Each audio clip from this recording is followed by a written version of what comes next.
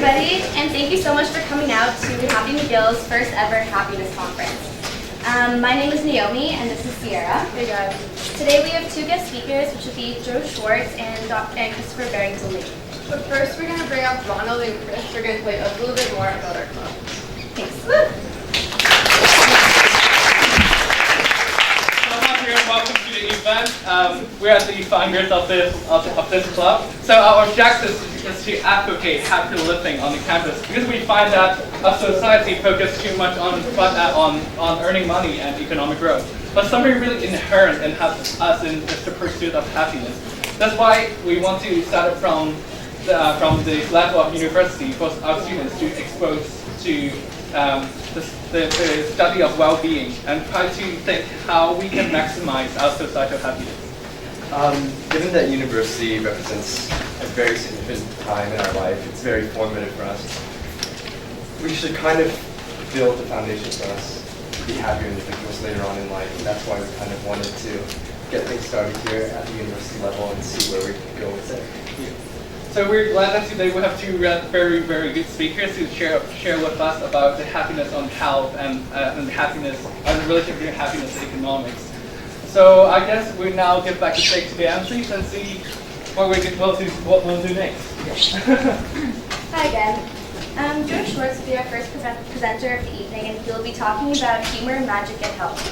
Dr. Schwartz is a professor at our own McGill University, has a PhD in chemistry, and is the director of McGill Office for Science and Society. He also has a column in the Montreal Gazette, a weekly radio show on CGAD 800 in Montreal and CFRB 1010 in Toronto, as well as sections on the Discovery Channel Canada. So we are very lucky to have Dr. Schwartz here with us today. Thank you and enjoy.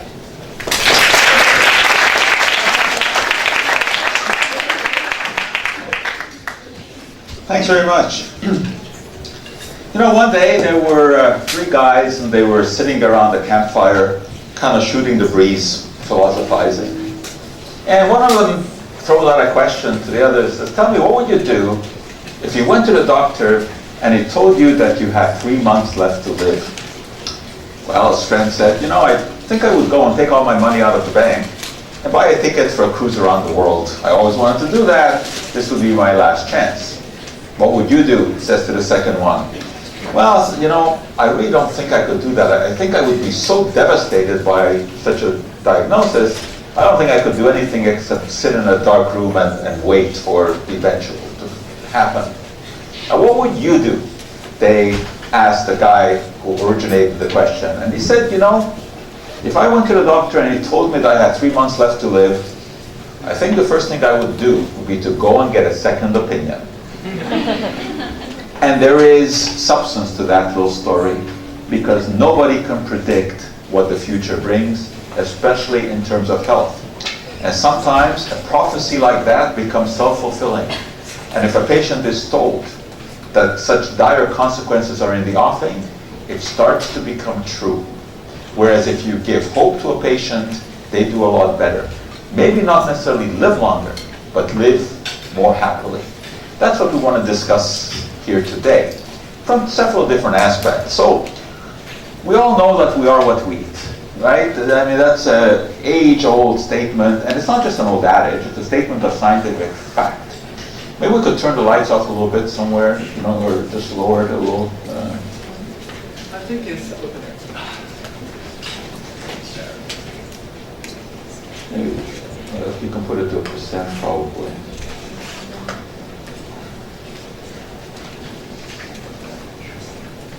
Lights. 50%.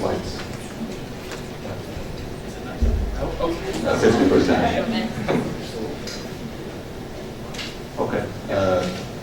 It's 50. Maybe try something else.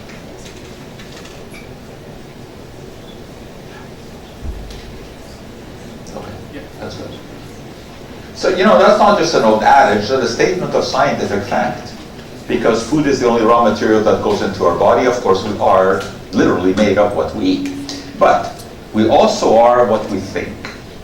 Now, you know that if you eat the wrong things, you can get sick. Bacterial contamination can make you physically sick. But if you think the wrong thoughts, that can also make you sick. So the question comes up, can you make yourself more happy, feel better, by thinking the right thoughts? It's an interesting question, and it's one that has a lot of science behind it. Let's start by going down the yellow brick road, as most of you are familiar with this. You know, the story, the Cowardly Lion, the Scarecrow, and Dorothy, and Tin Man. They went to Oz because they all wanted something. The Cowardly Lion needed courage. The Scarecrow needed a brain. The Tin Man needed a heart. And Dorothy, for some bizarre reason, wanted to go back to Kansas. So they approached the wizard. But it turned out, of course, that the wizard, the great Oz, was not a wizard at all. He was just a little guy behind the scenes, playing the role of the wizard. And yet, they all got what they wanted. Why? Because of the power of belief. What we're talking about here really is the placebo effect, which is one of the most important effects in all of science, obviously particularly in medicine. So even though it turned out that the great Oz was not so great, he was able to deliver because they all believed that he would. There's a fantastic connection between the body and the mind, but it's not a simple connection. In fact, it is a very complex connection. But let's think back historically. In ancient days, if you felt sick, a doctor came and just his very presence, just the laying on of hands, already made you feel better. How is this? Why have physicians been placed on a pedestal since ancient times, when the fact is that until about, let's say 100 years ago, they were essentially useless. If you got better, it was in spite of the treatment, not because of it. Bloodletting, purging, these were not effective treatments. Usually the patient said that he or she was better to stop the treatment, right? So how is it that doctors were always placed on this pedestal? Why were they revered? Because of the placebo effect. His presence, and whatever he did, it didn't matter what the actual intervention was. What mattered was the patient's belief. Think of bloodletting.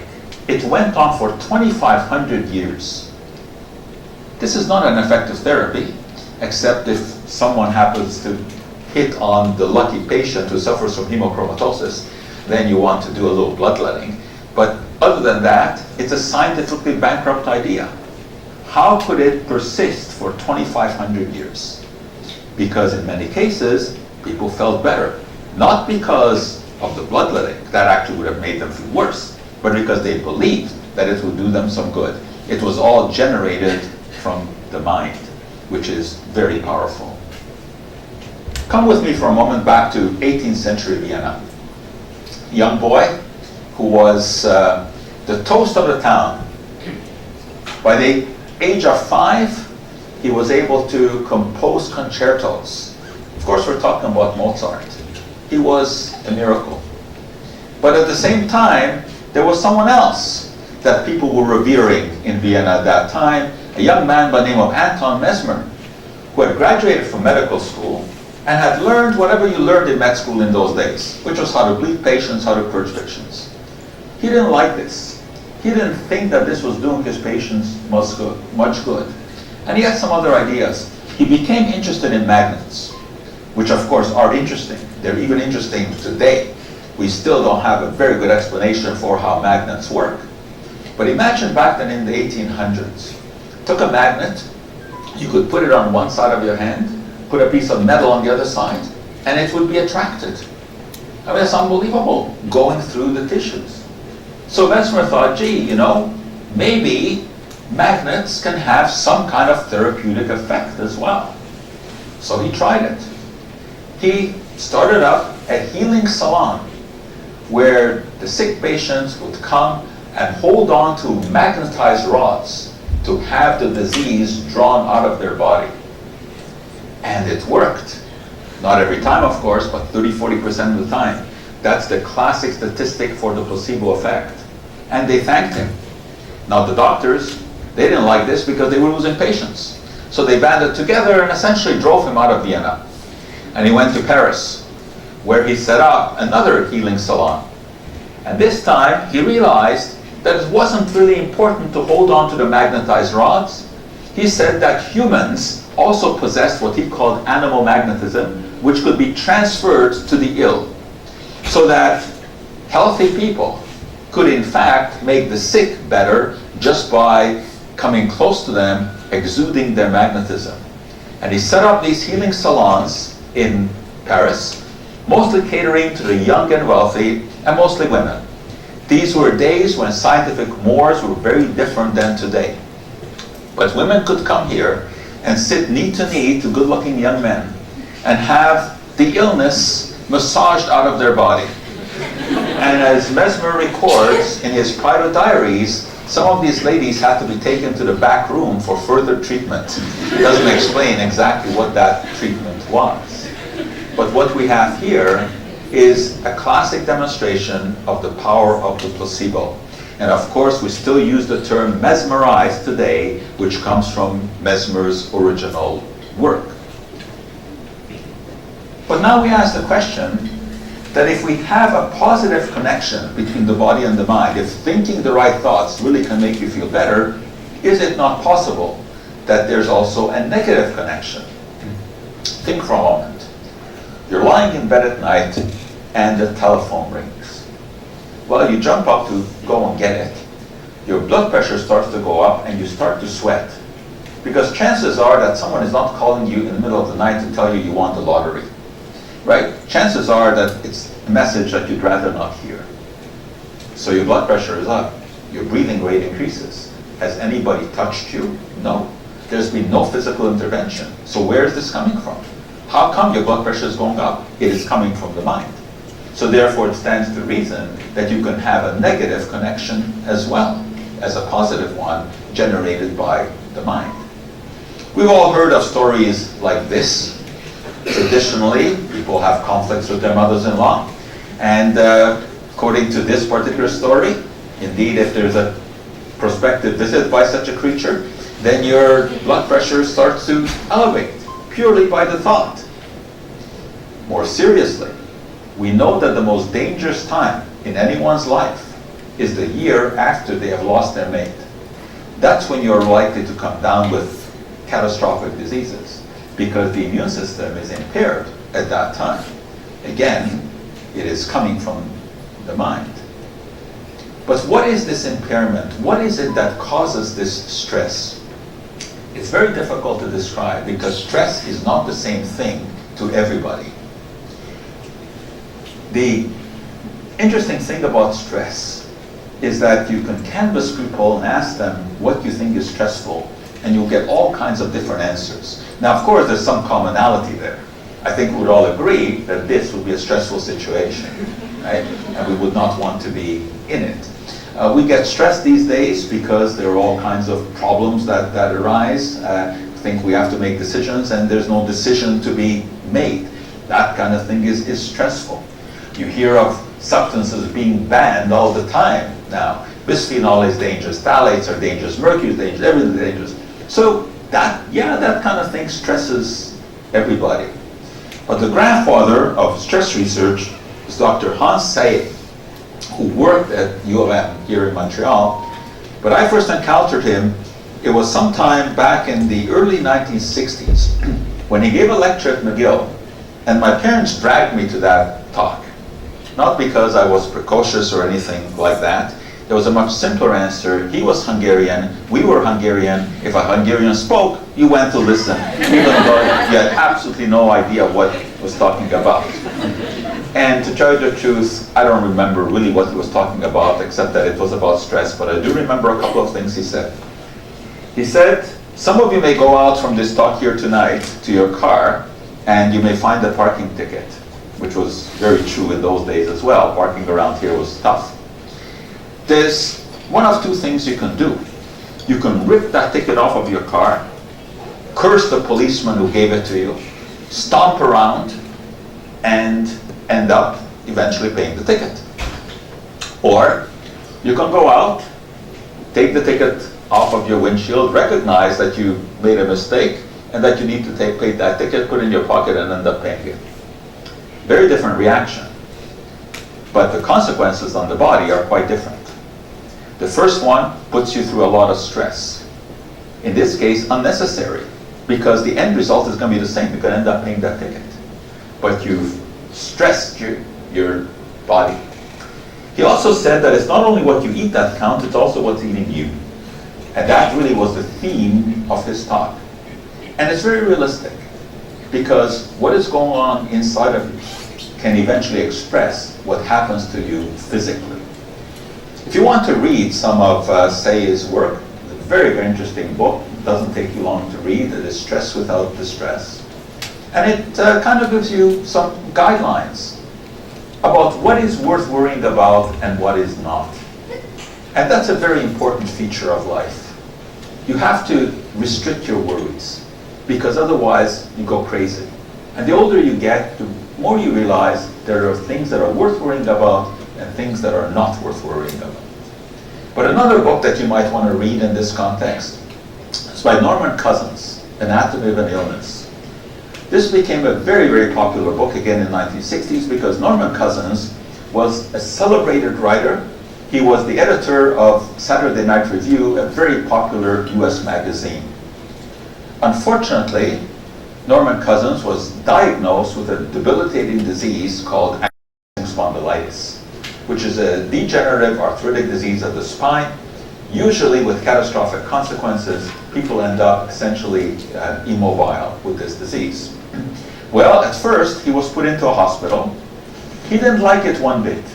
He said this was too busy a place. He wanted to get out of there. He didn't think that he was getting good treatment in the hospital. They were plying him with all kinds of drugs. He wanted to get out of there. So he convinced his doctor to allow him to rent a room in a nearby hotel so that the doctor could still come and visit him. And he wanted to take control of his own health.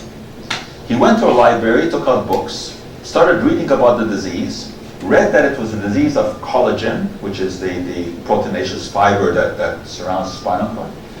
And he read that vitamin C was very important in this. So he started to take vitamin C as a supplement.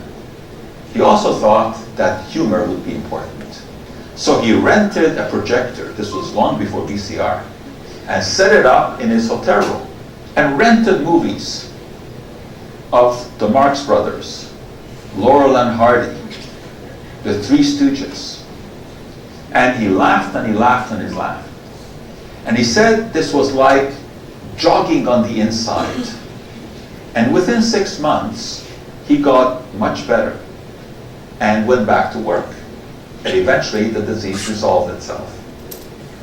He wrote the book, which, as you can imagine, became a bestseller. Because after all, who doesn't love to read a story like that? Someone curing themselves from a terrible disease with laughter. Of course, this is a case study where n equals 1. It doesn't mean much in the realm of science. What one would need to do is to test a large number of people suffering from the same disease, see what laughter and vitamin C therapy does for them.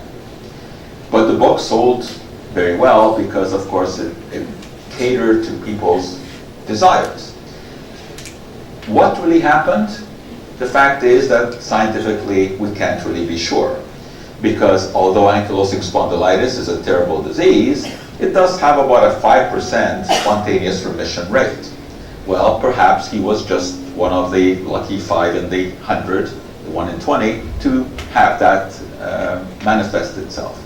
Or maybe the laughter really did something. Don't know.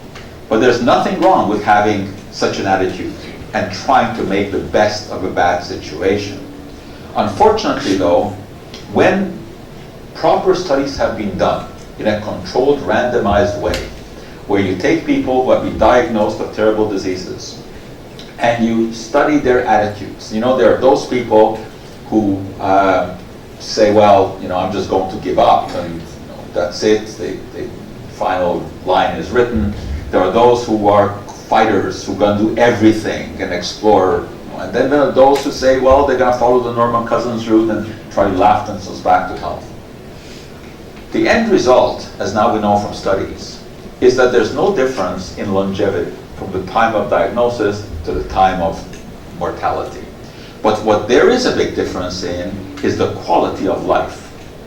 Those people who are unaccepting of the terminal fact and who strive to do something about it and give themselves hope lead a much happier life than the ones who just kind of give up. There is, though, a dark side to this story too. And that is that if this theory is overblown and too strong a connection is made for the public between attitude and disease outcome, then people who say that they're going to try their best to laugh their way back to health and it isn't happening, they start blaming themselves that they're getting more and more sick because they don't have the right attitude, which of course is an awful thing to have to contemplate. Patch Adams is one of the proponents of this laughter therapy. The movie is worth seeing, Patch Adams movie, but Patch Adams is a real guy. He's a real medical doctor who started up an institute in the United States called the Gesundheit Institute, where they focus on laughter therapy and humor therapy. However, it's important to understand that he is a real medical doctor and he knows when to prescribe antibiotics and when to prescribe a joke. So it's not one or the other, it's a combination. But not every doctor has such an open mind about laughter therapy. This article was published in the Canadian Medical Association Journal about pathology in the 100-acre wood, where they took a look at the health status of Winnie the Pooh. And it was a very interesting article. And they examined all the signs and symptoms of Winnie the Pooh and came to the conclusion that he suffered from obsessive-compulsive disease and talked about possible treatments. And then they examined vigor and concluded that he was hyperactive and talked about possible treatments. Believe it or not, there was a profusion of letters to the journal about how a serious scientific journal was stooping to the level of childish humor. Ridiculous. Because the fact is that the paper, the scientific paper, was a serious one. They just used a vehicle to talk about it. They talked very seriously about OCD and hyperactivity. It was just to get attention and to throw a little bit of humor into story. But there are some people who just cannot see humor, who are far too serious. And those are the cynics, you know? Those are the people who know the price of everything but the value of nothing, who think that there are conspiracies all over the place. And they don't do well in life, and they're not happy. As Henry Ward Beecher said, a person without a sense of humor is like a wagon without springs jolting every pebble in the road. Sense of humor is very important in terms of health. This is why we have clown care units. Clowns who go into patients' rooms in hospitals, we have this at the Montreal Children's, and they entertain the kids very often before surgery. And studies have shown that those kids actually require less anesthesia because they are in a better mood, they're happier. The story is very similar around the world. In India, they actually have laughing clubs. Laughing clubs. They gather usually at 7 o'clock in the morning before work in a park.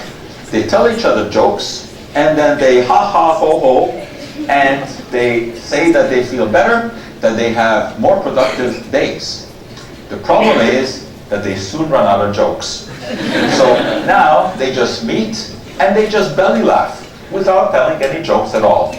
And it seems to have exactly the same effect. So far in North America, this has not become popular, but chances are that it may, because there's a side effect to this therapy.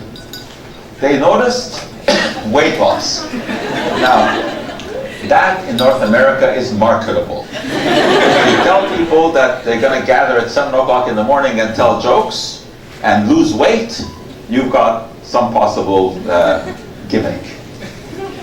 But the question is, what do you laugh at? If you're going to have laughing clubs, you've got to at least have some kind of humor. This is not so easy to describe, because humor is different things to different people. It depends on social background, depends on your attitude. I mean, some people will laugh at clowns. I don't know why. Some people will laugh at pictures like that, or they'll laugh at a pie in the face. Now ask yourself this question: why would anyone laugh at that? It's not funny. If it happened to you, you would not laugh. The reason that it's funny is because it's not you, right? It's happening to someone else. Then it's okay. So some people laugh at pictures like that, and then there are cartoons. Now here, it becomes very tricky, because this is very much involved with your upbringing.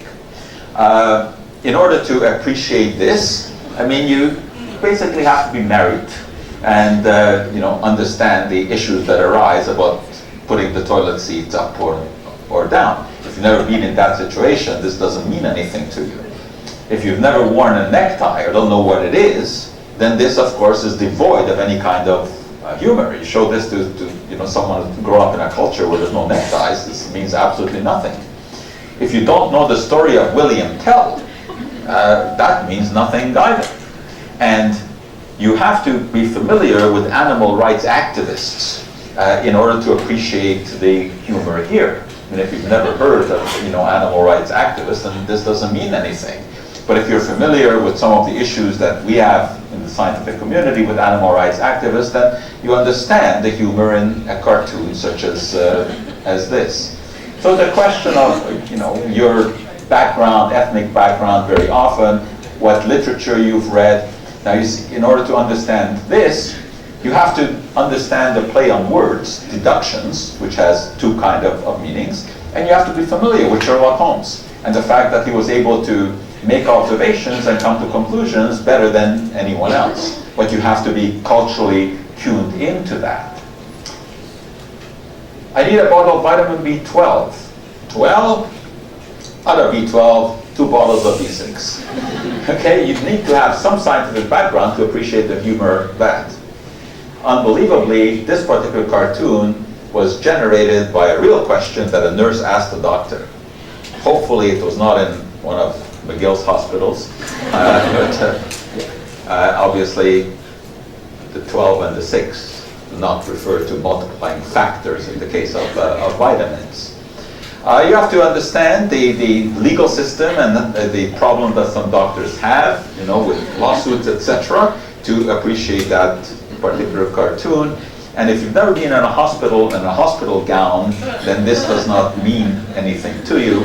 But if you ever had to wear a hospital gown and experience the ventilation, then you know exactly what it is that we're talking about.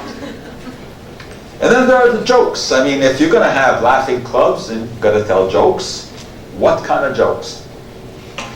Different strokes for different folks. Not everyone likes the same kind of joke.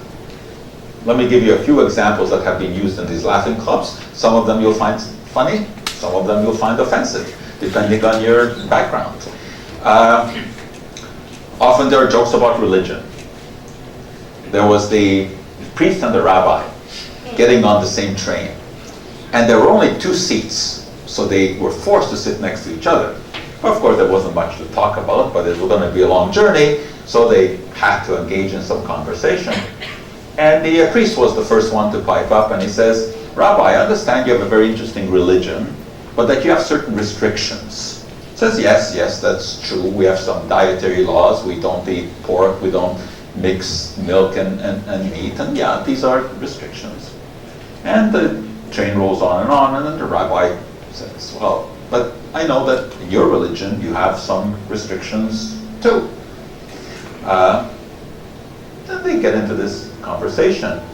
And the priest says to the rabbi, but you told me you don't eat pork, you don't eat ham, etc. But tell me, weren't you ever tempted in your life? Didn't you ever want to try it? I mean, the whole world eats eggs and bacon, and didn't want to try it. He says, yes, I must admit, when I was a young guy, before my calling, I did have a ham sandwich. And the priest is happy to, have won this little battle. And then the rabbi says, what are the restrictions that you have in your religion? He says, well, really not so many. We don't have any dietary laws. Now we don't have to eat fish on Friday. We can eat anything that we want. But And the rabbi said, isn't there something about not getting married?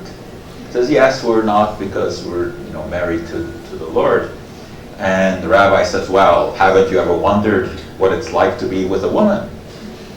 He says, well, I must admit that a long time ago, when I was young, before my calling, I did have a little fling.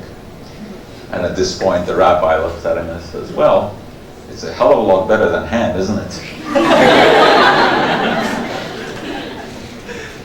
And there are these sort of the professional jokes.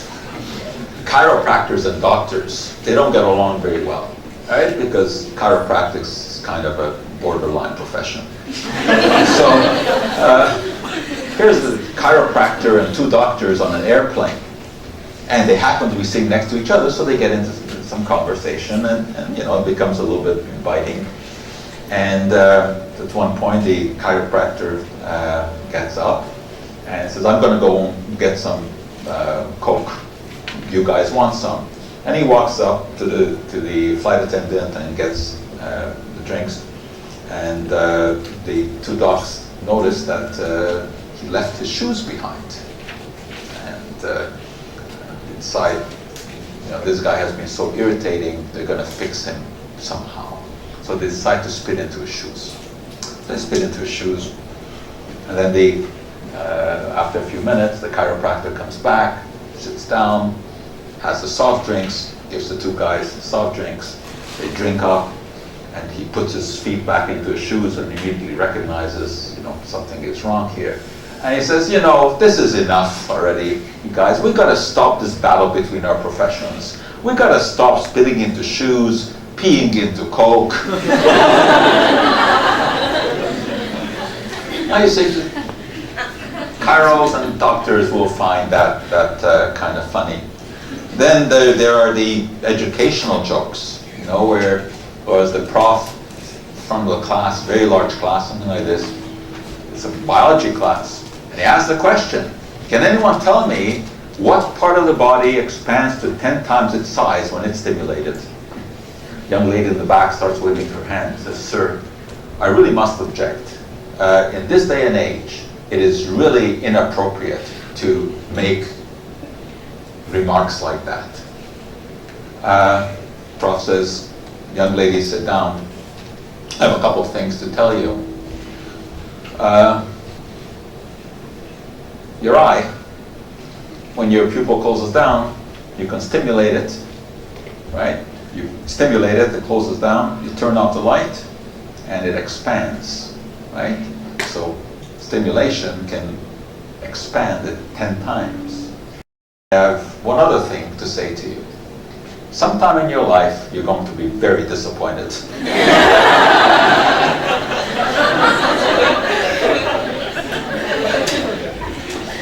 Then there are the sexual jokes, which most people like. This is a young guy who has a girlfriend, and he's trying to talk her around, but she resists. And he eventually wears her down and says, okay, but I would feel much better if you first met my parents. And she says, that's fine, small price to pay for pleasure. So he says, okay, why don't you come around Friday night, we'll have dinner at our house, after that we'll go out and do whatever needs to be done. So the boy is very happy with this, and he has to prepare himself. So he goes out to the pharmacy and talks to the pharmacist, and wants to buy some condoms. The pharmacist says, how many do you want? They come in packages of 3 or a dozen. Well, he's very hopeful, he says, give me a dozen. So takes it, brown paper bag, and takes it. Friday night comes, knocks on the girl's door. She opens the door, ushers him into the dining room, sits down, and immediately bows his head. The parents are already sitting at the table. And he starts to pray. She's very surprised at this because she's known him for a while, never seen him pray before. But he sits there with his head bowed, praying, praying, praying. Finally, she doesn't know what's going on. She pokes him in the side. Says, what's going on here? You never told me you were religious. And he looks at her, well, you never told me your father was a pharmacist.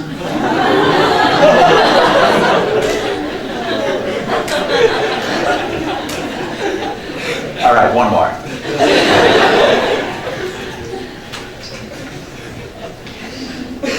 Engagement party. And the groom, all of a sudden, finds himself alone in the living room with the bride's sister, a very, very pretty lady. And she says to him, you know, I know you're going to marry my sister, but you're not quite married yet. And you know, I've always had an eye for you. And it would be so great if somehow I could just satisfy my passion. I have just this one last fling, I will never bother you again. I know that this sounds crazy. He says, of course it sounds crazy. I would never do anything like that. I love your sister. And she says, well, come on. I mean, just once and then we'll forget about it. And she starts to walk up the steps to the bedroom. And he's saying, no, I can't do that. And all of a sudden, various items of clothing, you know, come flying down. He sees this, no, I can't do that. And all of a sudden, he turns around and he rushes out of the house, right into the arms of the prospective father-in-law, who shakes his hand, says, gee, you just passed the test. You are the kind of guy that I want my daughter to marry, because I sent my other daughter to try to trick you. But boy, you stood steadfast. You wouldn't have anything of it. You are just the right person for my kid. What's the moral of this story? Always leave your condoms in the car.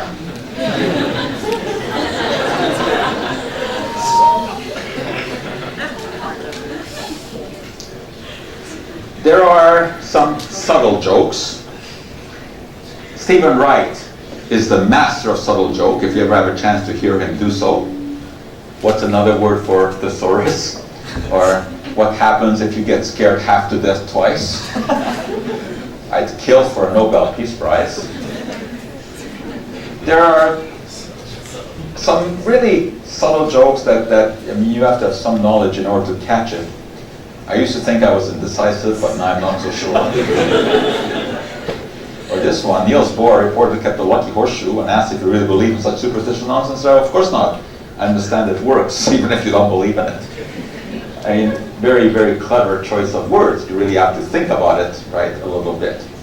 But what is the world's funniest joke? There was a contest, actually, and organized by a magazine in England. They got thousands and thousands of jokes sent in. And there was a committee, and they decided on what was the world's funniest joke. You want to hear it? Of course you do. It was all about Sherlock Holmes and Dr. Watson, who were out on a camping trip. And Holmes wakes up in the middle of the night, looks up at the night sky, sees the moon, the stars, etc. Pokes Watson. Watson, wake up, look up. Watson says, and Sherlock says to him, what do you see? And Watson said, well, I see the stars. So many. Makes me feel so insignificant. Here we are on this little planet, and who knows how many worlds are out there. Look at that, the moon. Someday we may actually be visiting it. Unbelievable, you know. And what do you, Holmes? What do you think? And Holmes looks at Watson and says, Watson, you idiot, someone stole our tent. That was structurally the world's funniest joke. I think there are probably funnier ones, but anyway, it's interesting. But the fact is that while humor can add spice to the life and it can even improve health, it's not enough. You have to know when to use humor and when to go and visit the doctor, because there's more than one way to tackle a problem, right? And you have to know when to do what. Doctors certainly have their place in life. You have to know when to go to the doctor. You have to know when to sign up for a CAT scan. And you have to know when taking medications is appropriate. Right? That's important. But there is a role for humor as well. But it's not one or the other. They can go hand in hand together. And there certainly is room in this whole scheme of things for magic. What are we talking about here? Well, not witches flying on brooms. That's not the kind of magic we're talking about. We're talking about good old-fashioned prestidigitation. Witches flying on brooms, that's a lot of hogwash. That's not what we're talking about.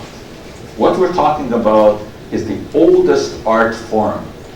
The cups and balls, things vanishing, things appearing, good old sleight of hand.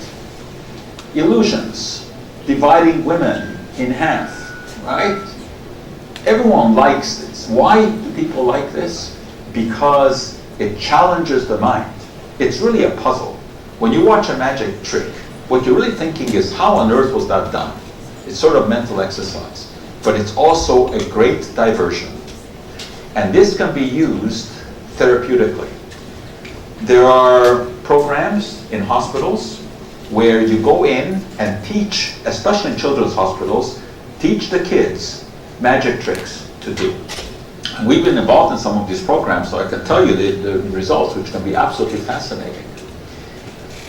Children in a hospital are always on the receiving end. The nurses are coming in for treatment, the doctors are coming in, they're always asked questions, and the treating people always know more than them. You teach them a magic trick. All of a sudden, it gives them power in this one little aspect of life because they can do something that the nurses and the doctors can't. And that's a fantastic feeling. It doesn't have to be a deeply involved trick. It can be something very simple, and there are many, many simple magic tricks that can be taught. I mean, you don't go and teach them how to saw a woman in half, right? Which, of course, is also very scientific. I mean, you know that when you see a woman cut in half, then if you see the toes wiggling at one end and the head moving on the other, you're looking at two women, and it's a pretty simple, explanation. So you don't need to teach them things like that. But as we come to the end here, I'll tell you the kind of things that you can teach them, and the results that you see.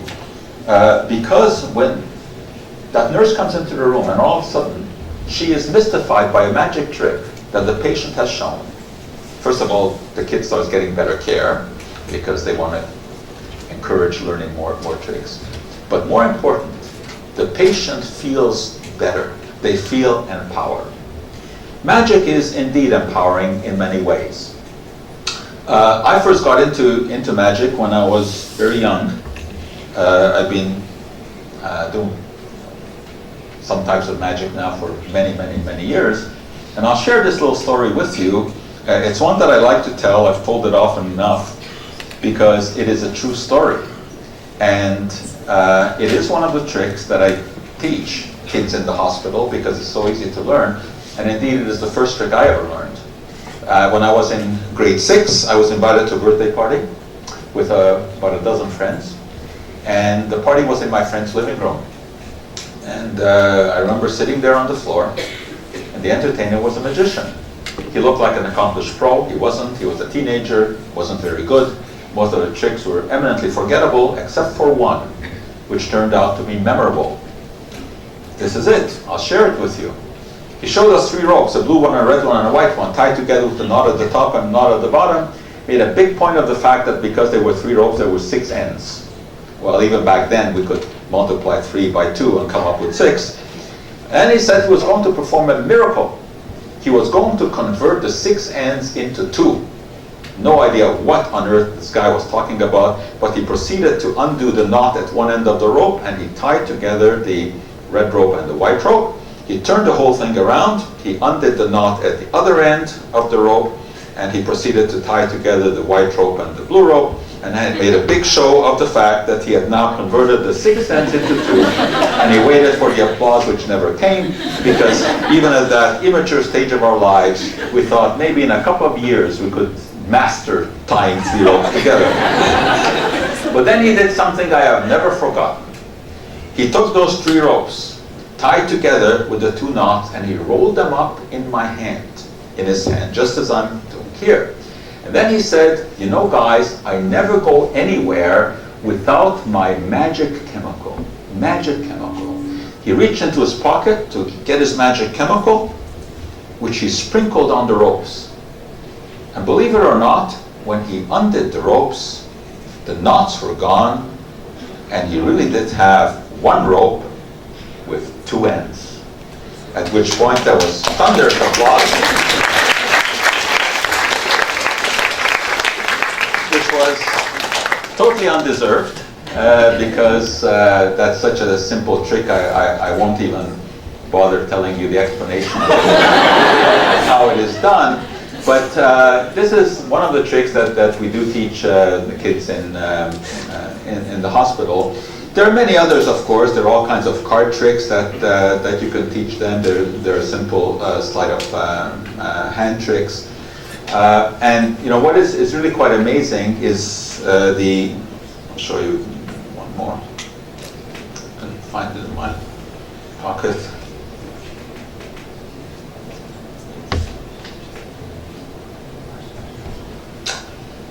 Show them all kinds, and I mean I like the rope tricks because that's how I got started, and there's so many interesting ones. And with rope tricks you can always show people, oops, yeah, well that's not very good when your rope breaks and your reel breaks. So we'll have to resort to another trick. I've been doing that, I tell you the truth. I've used this now for, must be 20 years. I must have done that hundreds of times. Never before has that rope broken. But okay, we will show you another one.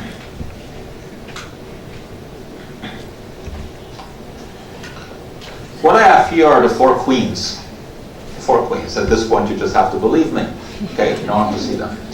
I need a volunteer. You don't have to come up. But I need someone who can tell red from black, who can tell a heart from club, spade, etc. Do we have anyone here who has played cards enough so that they can tell a red from a black and tell a diamond from a heart? If we have no one like that, you're going to miss one damn good trick. Okay. Now, so I have the 2 black queens and the 2 red queens. I'm going to ask you to say red or black, and I will invisibly remove the 2 cards you tell me. So should I remove the red or the black? Black.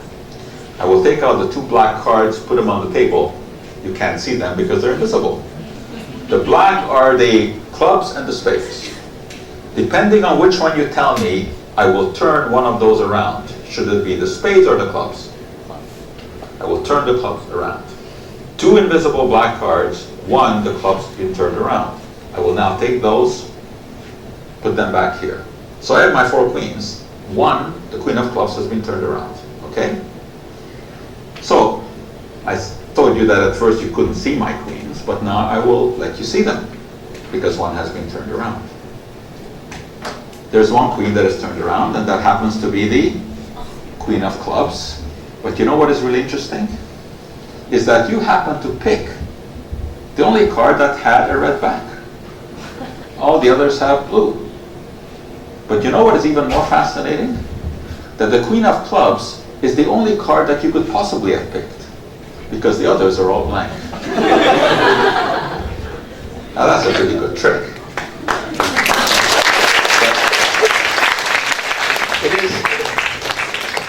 It is one that can be learned very, very easily.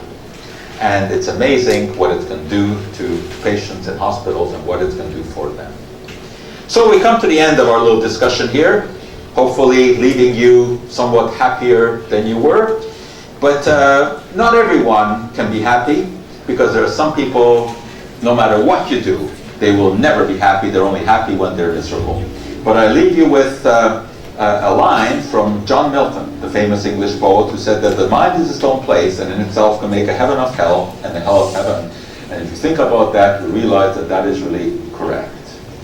And if you don't like what I told you here today, well, you can go and get a second opinion.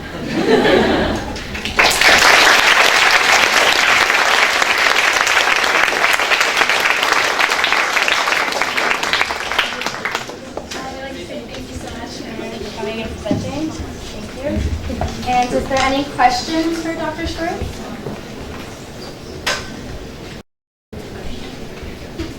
Right there. I haven't formulated this question well in my head, so bear with me as I try and phrase it in a way that you can understand. You were talking earlier about stress and how you can deal with stressful situations in a way that your body has a negative physical reaction to, or a neutral or even positive way. So in my head, I immediately drew an analogy of working out, breaking down your muscles to build health. And I'm wondering if you can comment on subjecting yourself to, I don't even know if you can subject yourself to unanticipated stresses in hopes of creating a stronger, more stress-resistant character, analogous to working out to break down your muscles to have bigger muscles. Mm-hmm. Yeah, interesting question. Maybe you could rephrase it. I kind of see what you're getting at is that you're doing physical exercise in order to try to preclude disease, right? By putting yourself in a good condition. Is there something that you can do, sort of mental exercise, to prevent you from being stressed? I think that the yoga people will tell you that is exactly what they do. Is they combine the physical and the mental, and that if you practice yoga, you will be less stressed by whatever comes up. I think they have some evidence for that. Meditation is another classic example. People who meditate confront situations very differently from people who don't know how to meditate, and they'll get stressed less. So I would say, yeah, yoga and meditation are devices that do exactly what you're suggesting. Any other questions? Is there a good theory of what makes things funny? What makes for a good joke? Meaning here, somewhat successful. Question is there a theory of what makes for a good joke? I've never really seen that. I mean, I've read a lot on all this humor stuff. I've never really seen that because it's so cultural. Jokes are so cultural and so much dependent on your education background. Different people will laugh at different things. When I go to Cirque du Soleil, I enjoy Cirque du Soleil until the clowns come out. And that stresses me. I want to take them by the neck and because they're so stupid. I can't understand anyone thinks that that's funny, and yet I look around and there are all these people laughing, at exactly the same thing. So I don't know if there's any kind of unifying theory on what people find funny, except that I can tell you that getting a pie in the face is never funny to the person getting the pie in the face, but it's funny to everyone standing there. Awesome. Well, we have a gift for you over here. Oh, thank you. Yeah, it's a culture of use, and I promote happiness. Oh, thank you very much. Who did that? Yeah. I did. Oh, very nice. Thank you very much. I appreciate that.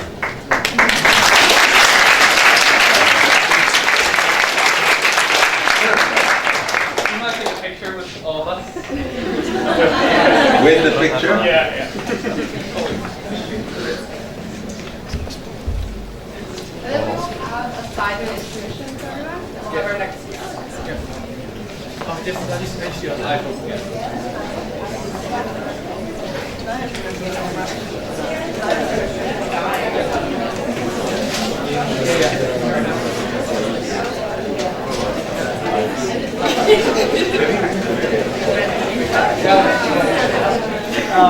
You want to take a 6-foot drive?